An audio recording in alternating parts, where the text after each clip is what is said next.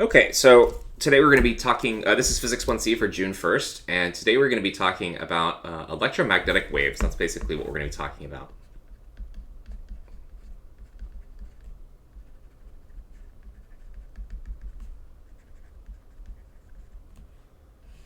Okay, so we discussed Maxwell's equations in the last chapter, and what Maxwell's equations are Gauss's law, which is the integral of E dot dA is equal to the charge enclosed within a Gaussian surface divided by epsilon naught, and then the Gauss's law for magnetism, which is this one, the idea that there's no magnetic monopoles, and then the other two, which are the ones that are going to be important for us today, which are Faraday's law. Faraday's law basically says that if we take the integral of E dot dl, that this gives us a quantity that we call EMF, and that this is equal to the negative of the change in magnetic flux. Right? Faraday's law. I don't need a negative sign over here, so this will be plus, this will be minus. Just one of them needs to be negative. And then finally, the last one we got was what's called the Ampere-Maxwell law, which says that if we do the integral of B dot dl, the magnetic line integral, that this gives us the magnetic constant times the current that passes through this loop, and we have to add to that the correction from Maxwell, which is mu naught times epsilon naught times d dt of the electric flux. Now, what we said was that when you look at these last two equations tell you what happens when electric and magnetic fields change in time. That's why this one has a time derivative on it, this one has a time derivative on it, but when you look at the first two equations up here, there's no information about how the E and B might change with time. So these last two equations govern electromagnetism, or the interaction between electric and magnetic fields. And what they tell us is that if you have a magnetic field that's changing in time, that it can produce an electric field. That's basically what Faraday's law says, right? Moving a magnet near a wire can make the electrons move in the wire, right? It can create an electric potential. That is to say, it can create current. So there's a lot of ways you can say this statement, but pretty much what it says is that moving magnets or changing magnetic fields will produce electric fields. And then when we look at the Ampere's law, it basically tells us the opposite. It tells us that a changing electric field is going to produce a magnetic field. So what that allows us to do is to say that, well, what if we were to kind of like look at these two final equations right here and kind of try to put them together and kind of solve them, basically. Solve them as if they were differential equations. They are differential equations. And try to figure out if one of these were to change, the electric or the magnetic field, what would the nature of that electric field need to be, and what would the nature of the magnetic field that it would produce be? That is to say, like, what are the functions? What is the electric field as a function of x and t? What's the magnetic field as a function of x and t? We can solve for them, and we can look at how they kind of change over time. And this is what Maxwell did. This is what we're going to do today. We're going to go through the derivation, or a simplified version of it. And what he figured out was that the combination of these two bottom equations right here, you can show that they produce electromagnetic disturbances.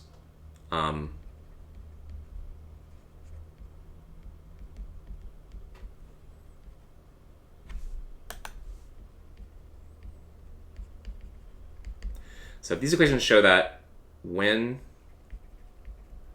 there is some kind of disturbance in an electromagnetic field,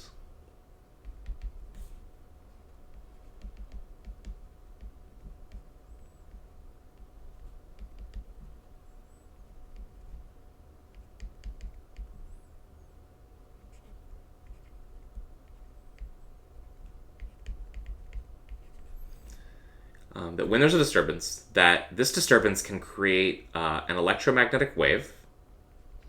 So I'm just going to say EM wave that can propagate through space.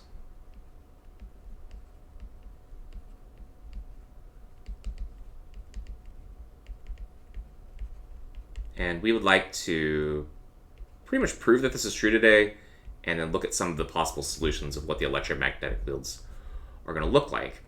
Now, the way this ends up working is, suppose we're gonna go back to some physics 1B stuff, or possibly 2A, depending on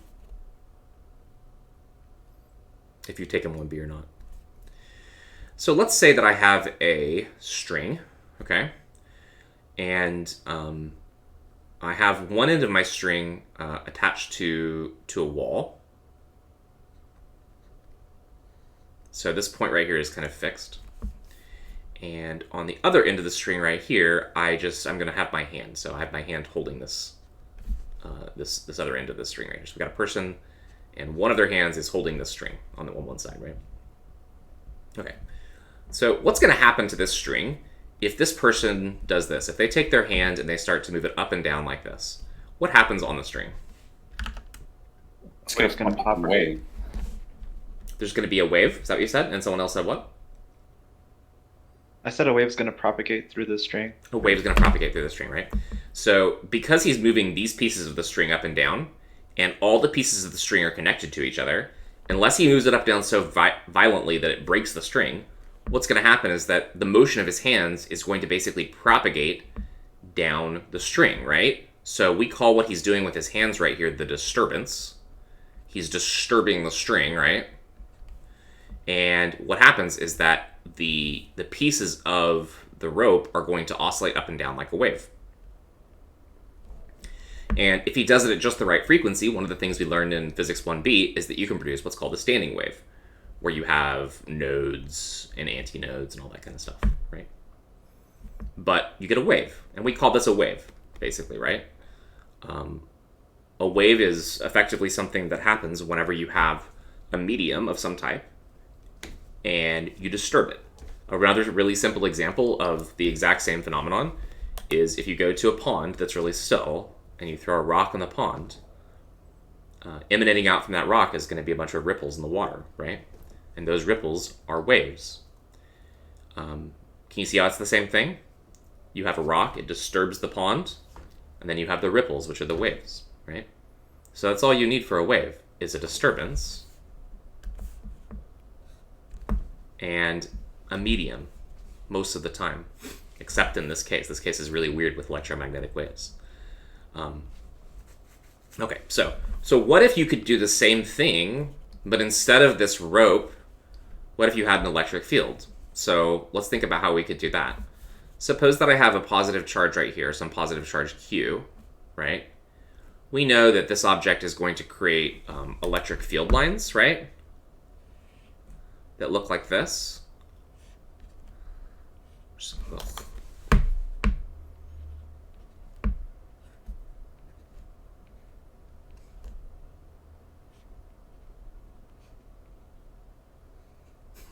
Really bad lines, but... So these are electric field lines, right? So what if you came over here, and we had a person that was small enough that they could manipulate this charge, and they come and grab this charge right here, and they start to wiggle it up and down like this, right? So just like the person does with the rope, they charge and they just start wiggling it up and down, up and down, up and down, up and down, up and down. What do you think is going to happen to this electric field line? It's also going to have some waves propagating in it. It's going to have waves propagating in it too. So what happens is that the electric field, this kind of ephemeral thing that we've been discussing all semester, these vector fields, right? Disturbances, like a person wiggling a charge, or a charge just wiggling on its own, will also propagate and create waves that go through the electric field itself. And this object right here is what we call an EM wave. All right? Now, the interesting thing that happens is that when you wiggle the electric field up and down, kind of like the components of the electric field start to kind of look like this. And the other thing that happens that's really interesting is that, well, now that I have a changing electric field that's produced this wave right here, according to these two equations right here, we can look at this one, right? If there's a changing electric field, I know it says flux, but you don't have to worry about that. It really just means changing electric field, right? If there's a changing electric field, there's going to be a magnetic field produced. And based on, your knowledge of how this stuff works, you might be able to guess that the magnetic field, if the electric field is oscillating in the pane of the page and it's going up and down like this, the magnetic field is actually going to be oscillating in and out of the page. So it is going to look something like this. They're going to be at right angles to each other. I can never draw this very well. It's really hard to draw things in 3 dimensions, but if I add some lines on here, it'll be easier to see, I think. So at right angles to the electric field, there is going to be a magnetic field. And that magnetic field is also going to oscillate through space. And this is why we call it an electromagnetic wave. So these are the magnetic fields. The purple things here are the electric fields. And that's what an electromagnetic wave is. It looks a lot like a sine wave in both sides. But yeah. You can figure out the direction of propagation if you take the electric field lines and you look at the cross product between E and B. So if the electric field is oscillating in a plane that goes like this, okay, and the magnetic field is oscillating in a plane that goes kind of in and out towards you like this, well, how well can you see this? Turn it kind of like this. So the electric field is oscillating up and down like this, while the magnetic field is oscillating back and forth like this. Then to figure out the direction of propagation, you can use the cross product. You can say, if I do E, yeah, it's actually oscillating this way, right? If I do E is this way, and I cross product with the magnetic field, then my thumb points this way, and so that tells you the direction of propagation of the wave, or the direction of the speed of the wave. So this is going to be the direction of the speed of the wave, or the velocity of the wave goes this way. And what we are going to try to prove is that the velocity of these waves is equal to the speed of light. We use the constant c to represent the speed of light in physics. And because of this connection, what we're going to try to prove is that electromagnetic waves are the same thing as light. What we call light, the light that's emanating out of your monitor right now or your phone. We kind of want to prove that that's how this all works. So that's today's goal, is to go through all of that. Does anyone have any questions? No, that's what I talked about just now. It's very complicated.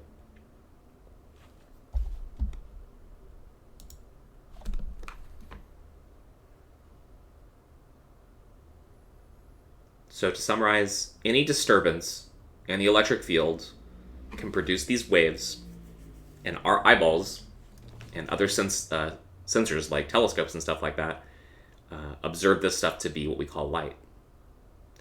So in my little primitive example right here, we have just a single positive charge, and it's being wiggled around by a person, right? The reality is that when we talk about really tiny objects like electrons, atoms, and things like this, ions, they're always doing stuff like this. They're always wiggling, They always have natural vibrations that they're going to undergo. And when you have a large collection of charged particles all doing this at the same time, then they can produce a lot of light waves. And inside of something like, for example, the sun is made of something called plasma. I'm sure you all have heard that before. Does anyone know what a plasma is made of? I'm not talking about like the plasma in your blood, but the plasma in the sun. Ionized gas, right? An ionized gas, exactly. And what does that mean? That means we have super hot gas. That's all it means. It's a gas that's super, super hot, right? And what happens when you have a really hot gas like that is that when you heat it up past a certain point, the electrons and the hydrogen atoms, or the nuclei, separate from each other. The sun is mostly made out of hydrogen and helium, right? It's like 75% hydrogen, 25% helium. But all of it is ionized, right? So really what the sun is made out of mostly is hydrogen plus ions and electrons, right? This is mostly what the sun is made out of. These things and these things just zipping all over the place, constantly moving because they're so hot. And when things are really hot, that means they contain a lot of kinetic energy. That's what heat is, or not really what heat is, but what temperature is when something's really hot like the sun. So imagine billions and billions and trillions and trillions and trillions of these, and they're all wiggling in all directions, right? This one's going to wiggle up and down, left and right, in and out. It's also going to be zipping around, moving all over the place. They're all wiggling, right? So for every one of these hydrogen ions or electrons that's wiggling around, each one of them is producing light waves. And the combined effect of all of those light waves is the brightness of the sun that is so incredibly bright that as far as we are away from it, here on our planet during the daytime, it lights up the entire sky, right? All that energy that's coming in from the sun is quite literally the transition of energy from, or not transition, but the emanation of energy coming from these particles as they oscillate up and down. And how does it actually travel through space? Well, that's an interesting question, because what is there between us and the sun? Pretty much nothing, right? An empty vacuum of space that has negligible amounts of hydrogen gas, right? I'm sure some people in here probably know a lot more about this than I do, but I think you also probably know. Does that sound right to you all? Was what I'm saying crazy? Is there anything in space between us and the sun? Not that I can think of. Yeah. Not really, no. Very limited. It's very, very, very... Okay. So a really common problem that occurred in really even after Maxwell and before Maxwell was to ask the question, how are these light waves propagating? Before they even understood that it was really an electromagnetic phenomenon, and after they understood that it was an electromagnetic phenomenon, the question was still, what is the medium? This is the question, basically. I'll write it down because I think it's a good question. What is the medium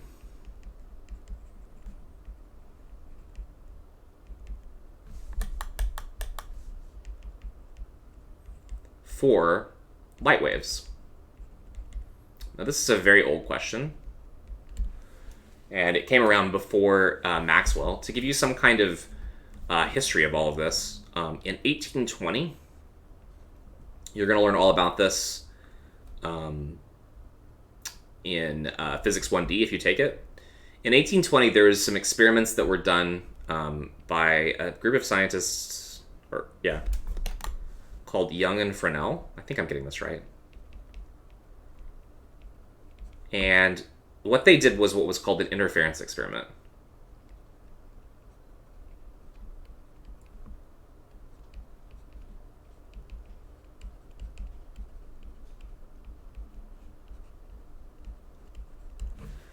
They did an interference experiment. They proved that light waves can interfere with each other. And this was a groundbreaking kind of proof that light is a wave. Prior to this, there were competing theories about what light was. There's really two competing theories. Either light was a particle or it was a wave. I think the earliest people, at least in the West, that talked about light being made of particles included Isaac Newton. Isaac Newton wrote a obviously a pretty famous text about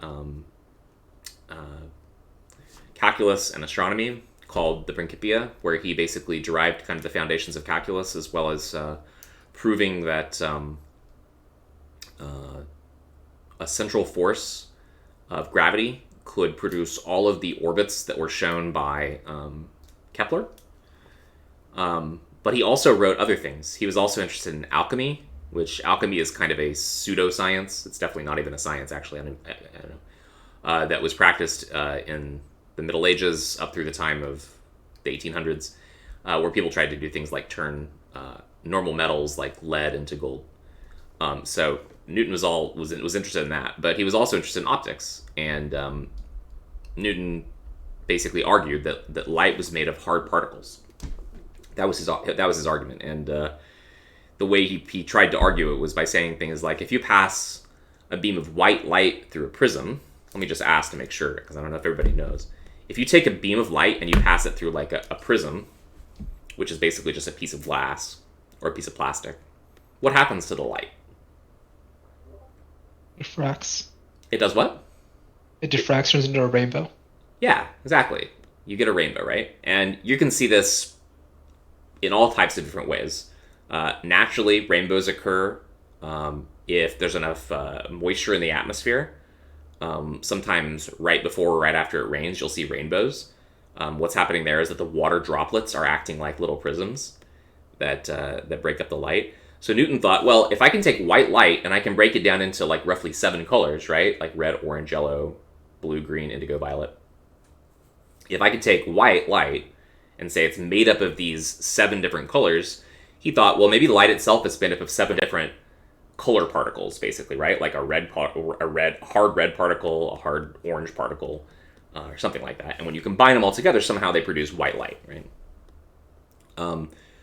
So the theory of light being a particle you can use to prove or to show how all of the different things you see with light occur, such as diffraction of light into a spectrum, reflection of light off of a surface, and refraction of light, which if you don't know what that is, that's where if you have a jar of water, or if you have a glass of water and you put like a straw inside of it, the straw, when you look at it from the outside, is going to look bent. That is to say, something kind of like this. If you happen to have a straw in your house and you happen to have a glass that you can put water into, if you fill it up to the top and you put a straw in here, what it's going to look like is something like this. The straw is going to kind of, let's say the straw is going in this way, you're drinking it. It looks kind of like that, but then it kind of breaks and bends, okay? So it's like straight line here and then a straight line down this way. That's what it kind of looks like when you look at it in the water, or through the glass, right? And we call this phenomenon refraction. Okay, this can also be described by light being a particle. So you have all these phenomena that describe what light is, okay, right? It can reflect, it can refract, it can diffract, and then a new experiment comes along by these guys named Young and Fresnel, where they show that light waves can interfere with each other, okay? When I say that, does anyone even know what I mean? Maybe I need to show you something. When I say that light waves can interfere with each other, does anyone know what I'm talking about? What comes into my mind is like the double slit experiment, and like how the wave. Like, yeah, so you already understand what I'm talking about if you say that. If you say double slit experiment, you're already beyond. I can show this to you, so just so you all can get an idea of what this looks like in case you haven't seen it before. Because if you haven't taken Physics 1D, there's really no reason that you would have seen this. Okay, so let's start off with something simple. Let's talk about waves. Okay, here's a wave. Okay, this is a really common type of wave that you can produce in your house. You can go to a park and throw a rock in a pond, and you're going to get waves that emanate out like this, the kind of common ripples that you see with water, right? So what's interference? Well, interference is what occurs when you have 2 different wave sources, okay, that interact with each other.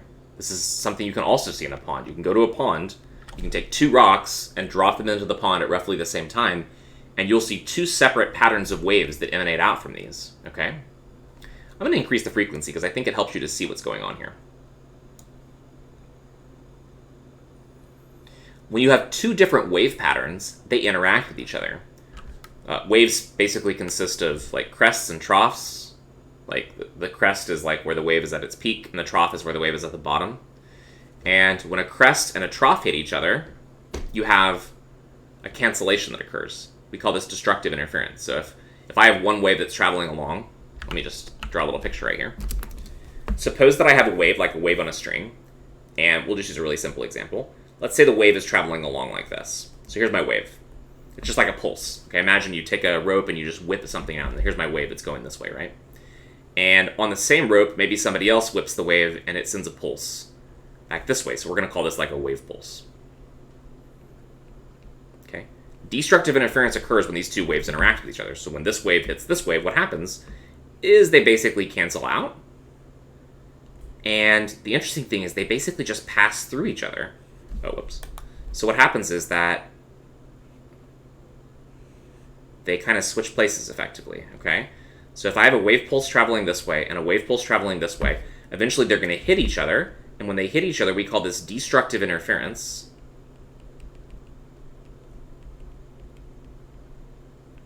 Interference.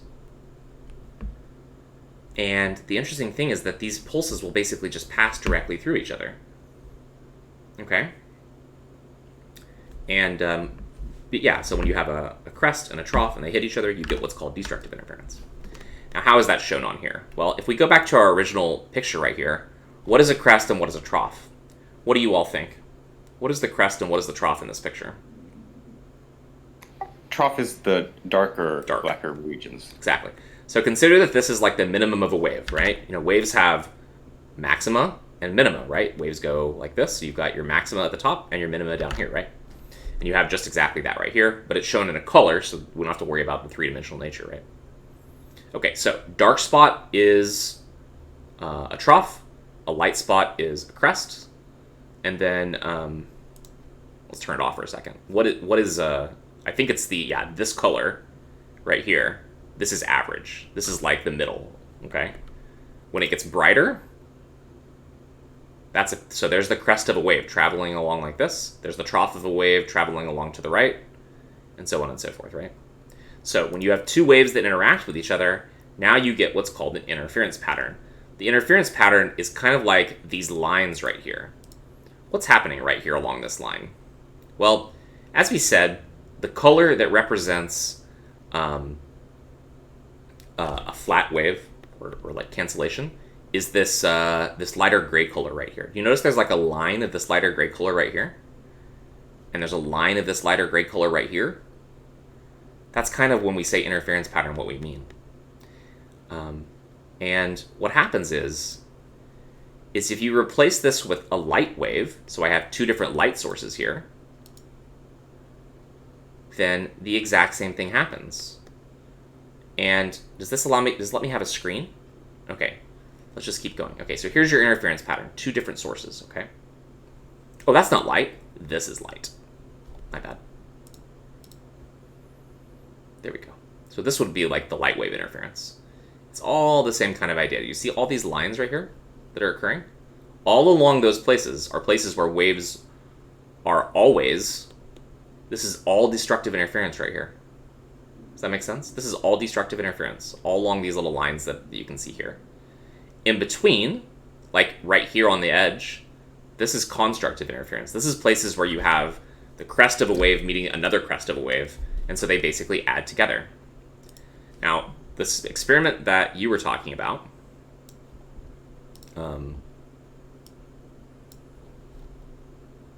Cam, is called the double slit experiment, okay?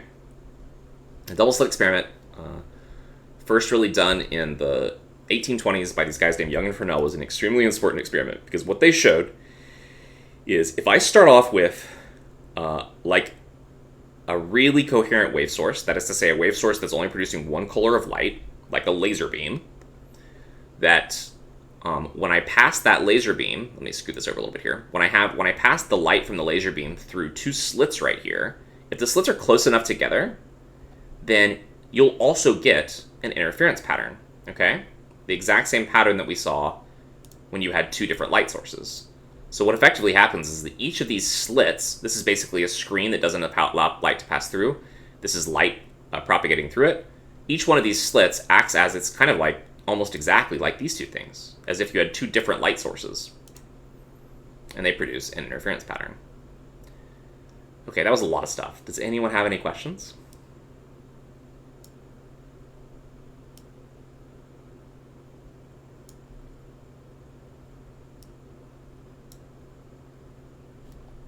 Good for now. Oh, there it is. You can put a screen. I knew you could put a screen. So here's the thing that's really important. This is what they observed. You cannot see light waves like this. It's not possible. You can only see the light waves when they actually hit something, okay? So what ends up happening is you end up getting a series of light spots and dark spots. See this right here in the middle? Bright spot, bright spot, and then right next to it up here there would be another dark spot if this thing went farther. You'll do this experiment if you take 1D in the fall. It's a very cool experiment, really.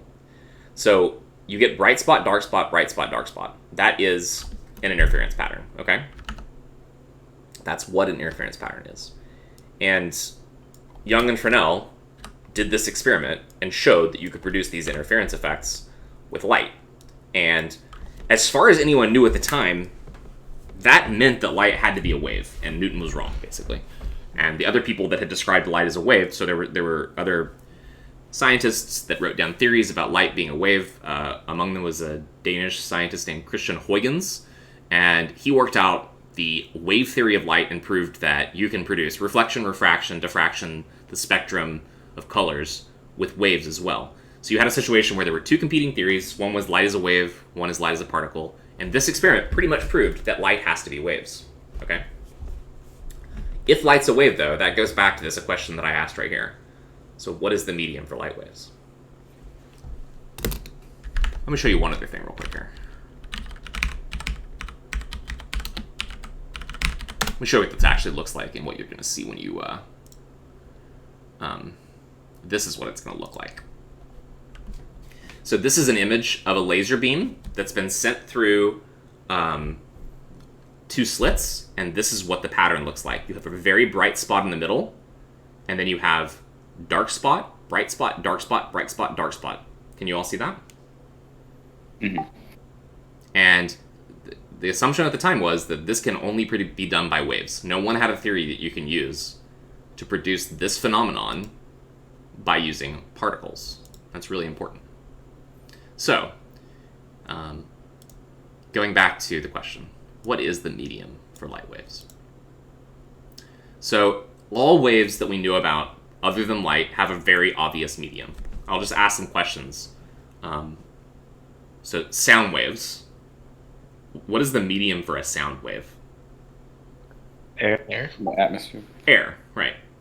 I'm sure some of you have probably heard the expression, in space, no one can hear you scream. I think it's, right? Okay, so sound cannot propagate in a vacuum. So when you see people like astronauts talking to each other if they're in space, they're talking to each other through radio communication.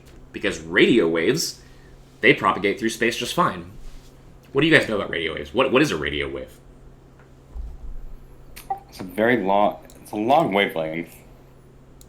Yeah, but it's also this thing that we call an electromagnetic wave. A radio wave is the same thing as a light wave, and radio waves can propagate through space. Okay, so what is the wave for a water wave? If you see a wave in the water, what's the medium for that water wave?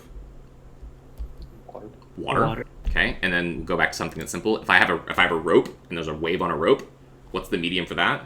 It's the rope, right? Okay. What are some other waves? Can you all think of any other types of waves? People sometimes talk about heat waves. Heat waves aren't really the same thing. I don't immediately think of any other ones, right? So for all waves other than light, there is a very clear medium. But we know that light can propagate through space, and in 1820 they knew that light had to be a wave. So it became a very kind of important thing to figure out is what is the medium for the light waves? What do you all think? What could the medium possibly be? It could be like an everywhere field. I mean, Okay, why do you say that? Go ahead. I mean, it doesn't make sense that empty if we're taking the literal sense of emptiness. Mm-hmm. There's nothing there. I mean, There's not. I mean, in space, in outer space, you're saying there's nothing there?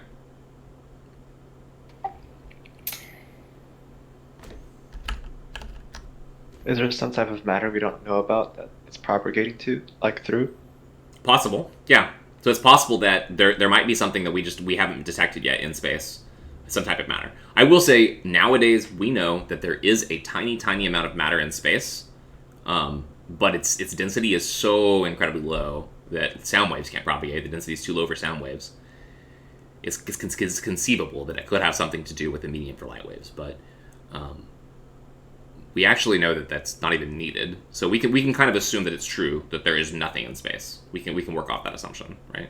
or maybe it's our concept of like a wave, because we're thinking of all these physical things, like a rope or water, but maybe we're just using like the wrong Tool?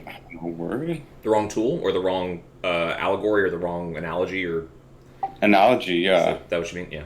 Like maybe the idea that light is a wave is a primitive concept that our brains are capable of understanding because we've seen other types of waves. That have that same shape. Yeah. Yeah. Yeah, it's possible that trying to say is it a wave or is it a particle is a bad question. Basically, that's what you're saying, right? Maybe that's the wrong question. Maybe it's possible that we need something else to describe it. Yeah. And I acknowledge that may be true. There may be, in general, better ways to go at doing this, right? But these are the only ideas that were working at the time, right? So in science, when we come up with a scientific theory that undergoes some tests, like, for example, this is a test, right?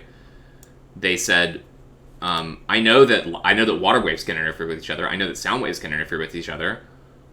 What if light waves can interfere with each other? And they managed to do it, right? And so at the time, there was only one theory that could explain this phenomenon called interference, and that was the wave theory just wave theory, basically. It was very well explained with wave theory. Very hard to explain this with particle theory. Why is that the case? Why is this hard to explain with particles? Any ideas why this would be hard? I mean, a single particle, if we would shoot it through, it wouldn't interact with itself in any way. Nothing conceived like that is so seeming. Yes. So imagine that this light generator over here, let's move it farther to the right for a second. Imagine that this light generator over here is basically producing, what's visually being shown here on this picture is that there are waves, right? You can see crests and troughs coming to the right here. But imagine that we replace all of these waves with just a beam of particles, like your shower head, right? Your shower head sends out particles of water, right? Those are definitely particles, right? Even though waves can propagate through water, it doesn't mean that water itself is composed of waves, right? And when water comes out of your shower head, all the water comes out in straight lines, right? Would you all agree?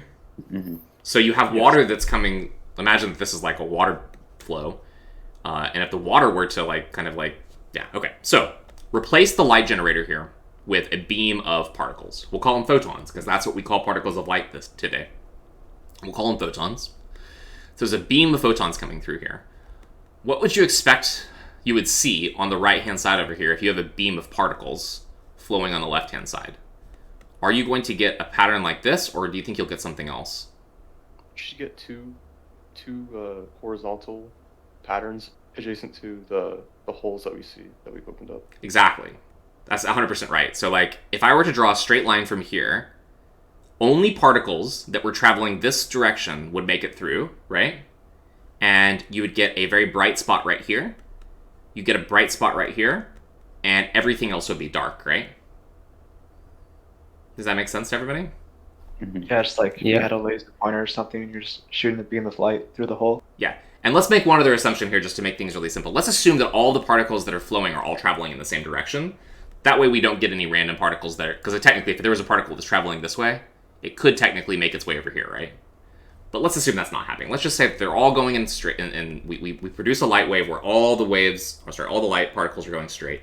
Yeah, it's very hard to understand why you would get a pattern like this, right?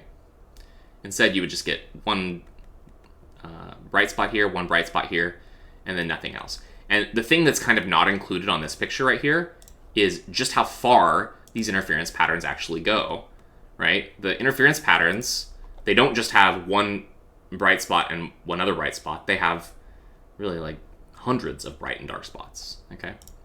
So the particle theory, not so good for explaining interference, and they knew that. So again, this is what we do in science, right? You come up with a theory. This is the theory. Light is a wave. You come up with ways to test that theory. This is the interference experiment. And your hypothesis was light was a wave. And the experiment basically showed that it is, because you can't think of another way to explain interference with the known what we knew about things at the time. So light must be waves. So the question still becomes, what is the medium? I want to go back to something that Cam said. So you said that if there is a medium, it would have to be everywhere. Why did you say that? Because it would have to be everywhere, because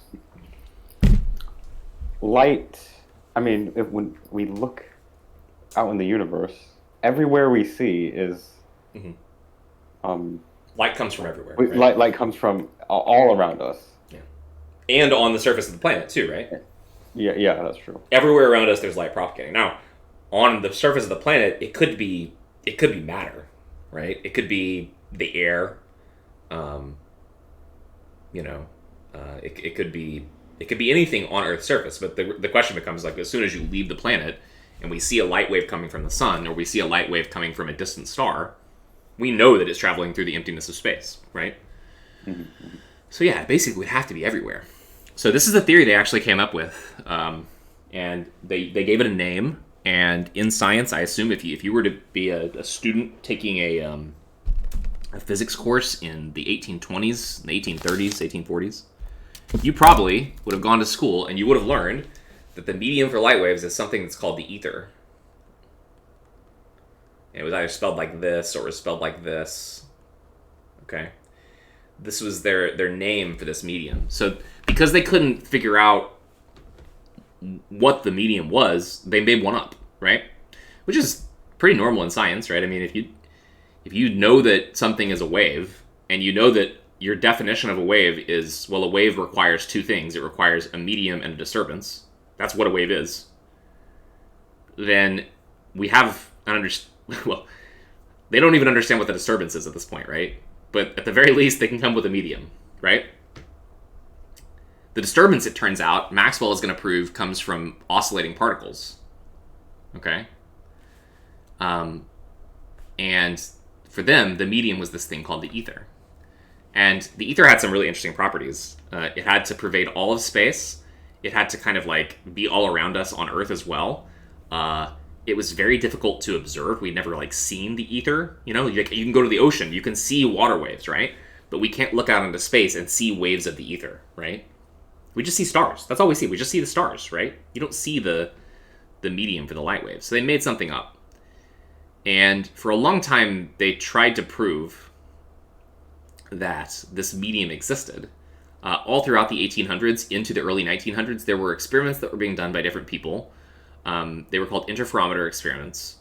And they were trying to basically prove that the ether existed. And the way that they were trying to prove that the ether existed was they would look at light waves, and they used the Earth basically as a big detector, right? So let's talk about the Doppler effect, because this is important. The Doppler effect is the idea that if I'm standing on the side of the road and there's an ambulance that's coming towards me, okay, and the ambulance has a siren that's blaring, as all ambulances do, right? When the ambulance is approaching me, so I'm standing on the side of the road, right, and the ambulance is going to drive by me with its sirens screaming. When the ambulance is coming towards me, that sound is going to sound kind of high-pitched, and as the ambulance passes by me, so that the ambulance is going away from me, the pitch of the sound is going to go down, okay? That's called the Doppler effect. Has anyone experienced that before? Yeah. If you haven't, just like next time like a cop car is driving along your street or anything like that, just like stand on there, like just listen. And if your ears are at all sensitive to pitch changes, which most of us should be a little bit, you can tell that the pitch of the sound drops as they pass by you. We call it the Doppler effect. And this occurs because the sound wave coming from the siren has a certain frequency. And when the sound wave is coming towards you, and the thing that's producing the sound wave is also coming towards you, then those waves start to hit you faster. And when the waves hit you faster, your ears hear that as a higher pitch. Higher pitch is like a soprano. If anybody doesn't know what I mean by that. Like a high-pitched voice, right? And when the sound source is going away from you, you have the waves going this way, but the source is going this way, and it has the effect of making the waves hit you more slowly. And so, as a result, it sounds lower pitch. And this will always occur when you have something where, you know, the source is moving. You can observe this Doppler shift. It's a very important way in which we observe the universe. So, what these scientists did, this is probably around the 1880s or so, roughly. This experiment was done multiple times. I believe many of these experiments were done at Mount Wilson, which is here in California. So these people, Michelson and Morley, there were other people that did this. Most of these experiments had this guy named Michelson involved in them. they did something called the Michelson-Morley interferometer. So if I spell this right, interferometer experiments. And their goal was to detect the ether by, they would look at like a distant object, okay, the light coming from that distant object, and they would try to measure the speed of that light when the Earth was moving towards it and when the Earth was moving away from it, okay? So this is the kind of experiment that takes at least a year to do, because they had to use the fact that the Earth is moving around the sun and look at a distant object so that something like this would occur. So say that I have a star right here, right? And here's the sun, and here's the Earth, right? Half the time the Earth is going this way, and then 6 months later the Earth is going this way, right? And the wave from the star would be traveling like this, with the speed in this direction. Okay? And so if the Earth was moving towards the wave, should the wave look faster or slower?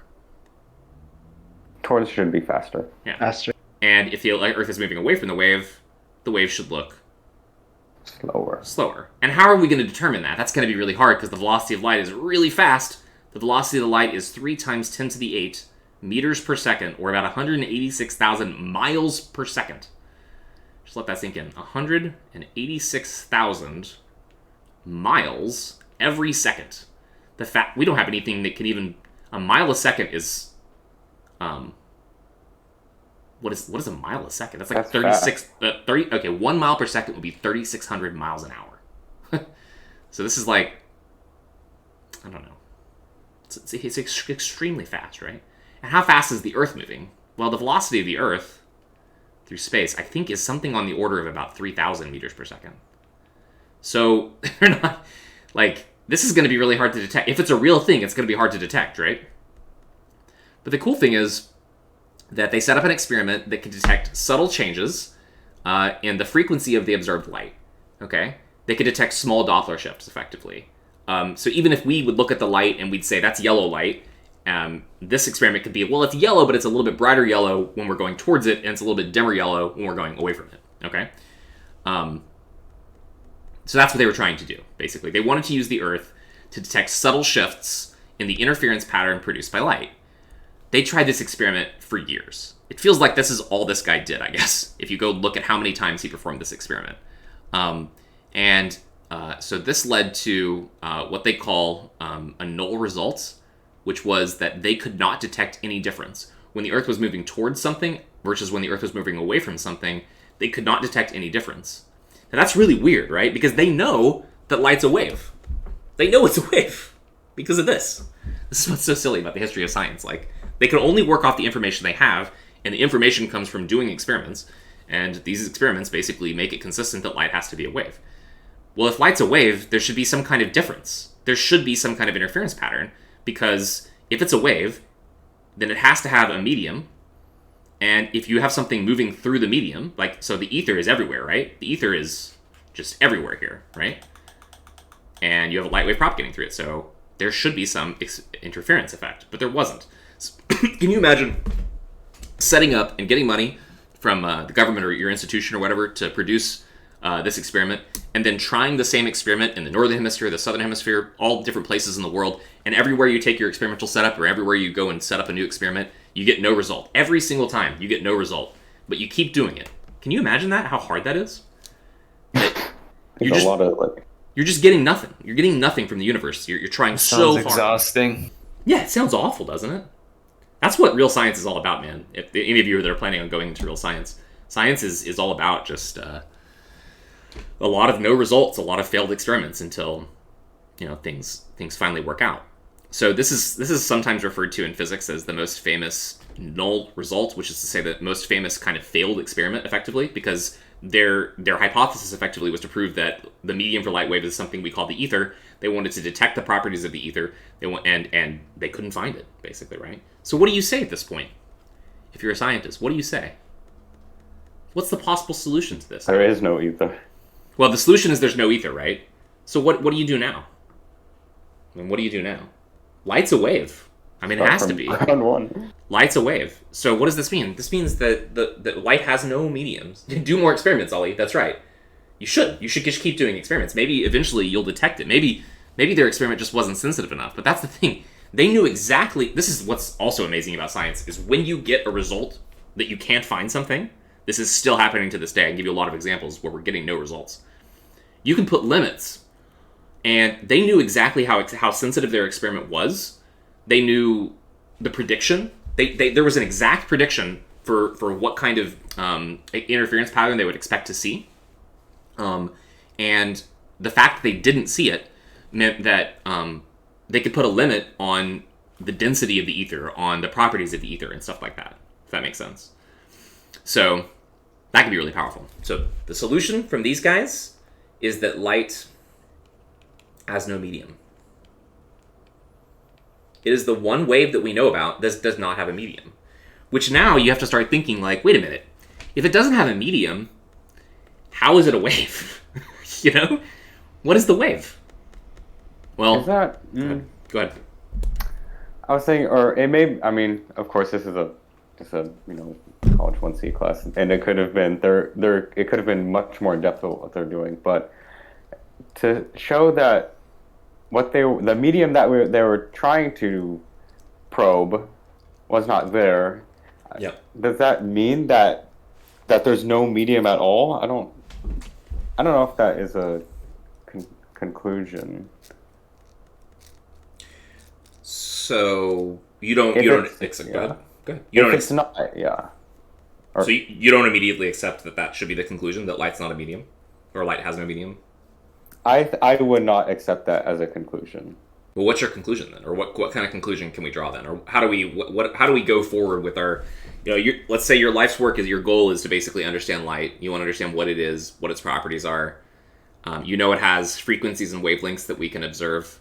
There's different colors. All these kinds of things. Wait, so for all other waves, they all have mediums at which they propagate through. Right. So this experiment is trying to see, okay, well, if it also has a medium, then it should do the same thing that every other wave can do. Yep. But it doesn't.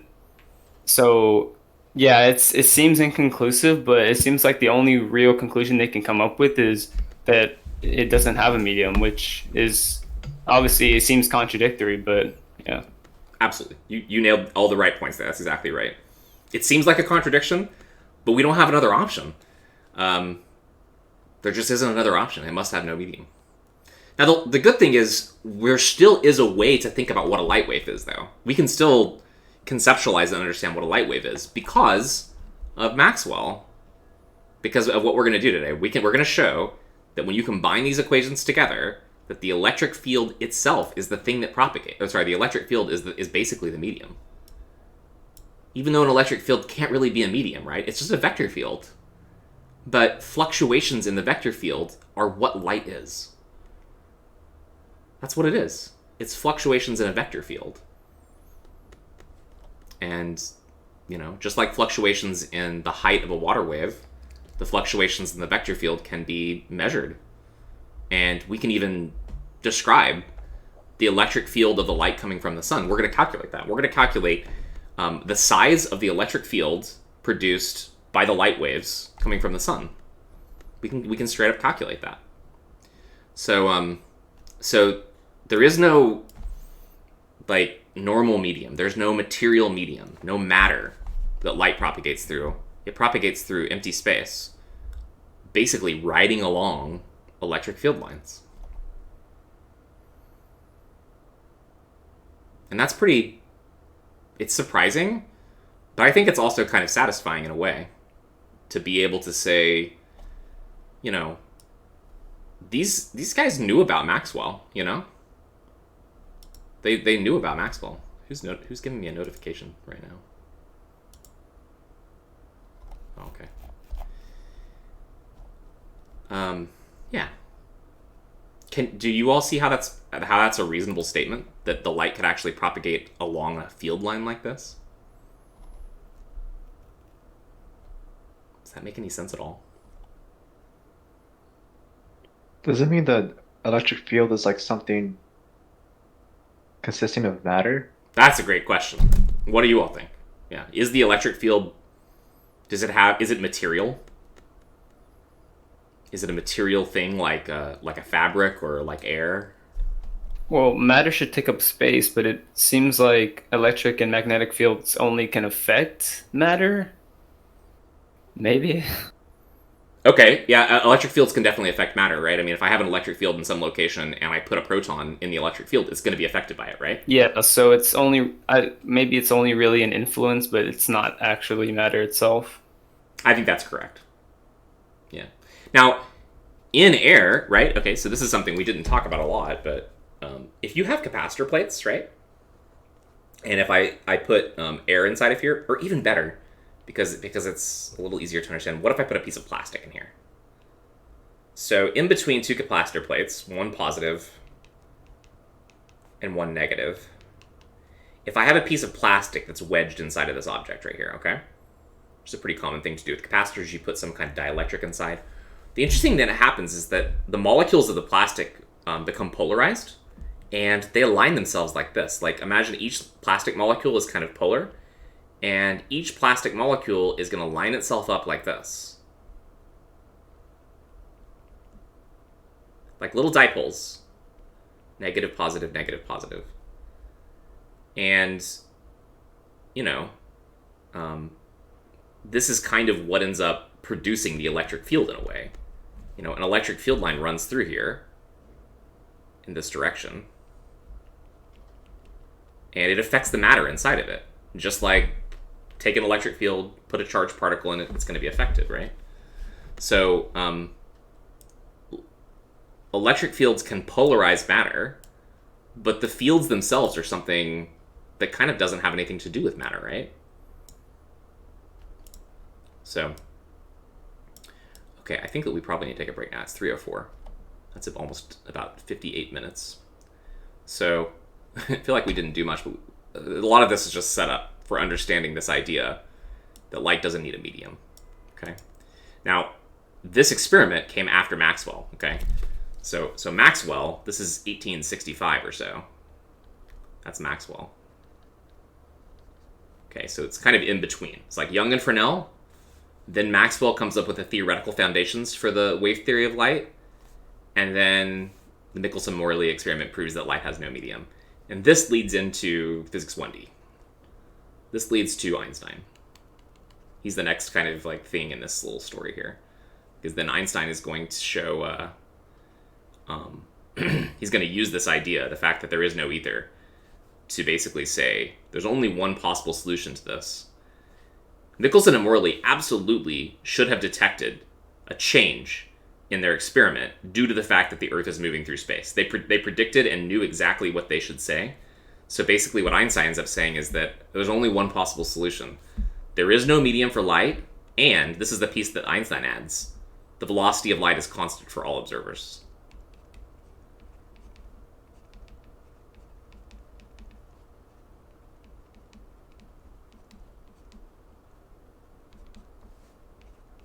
This is an assumption that Einstein makes at the beginning of his book on what's called special relativity. He says, this must be true. This is the only possible explanation for the Michelson-Morley interferometer experiment producing nothing. They said, well, that means there's no ether. Okay, fine. Einstein said, that's fine and all. There's no ether. That's no big deal. He said, the more important ramification of this is that you observed the same speed of light when you were going towards the light source and when you were going away from the light source. That's the groundbreaking part of it that they didn't realize. Light has to be... They probably realized. I'm adding my own little things to this. I don't know. This is one possible solution, right? The velocity of light has to be constant for all observers. That's really weird, right? That's really weird. Okay, we'll stop right there, and we'll talk more about this stuff when we come back from break. So let us take a break until 3:16.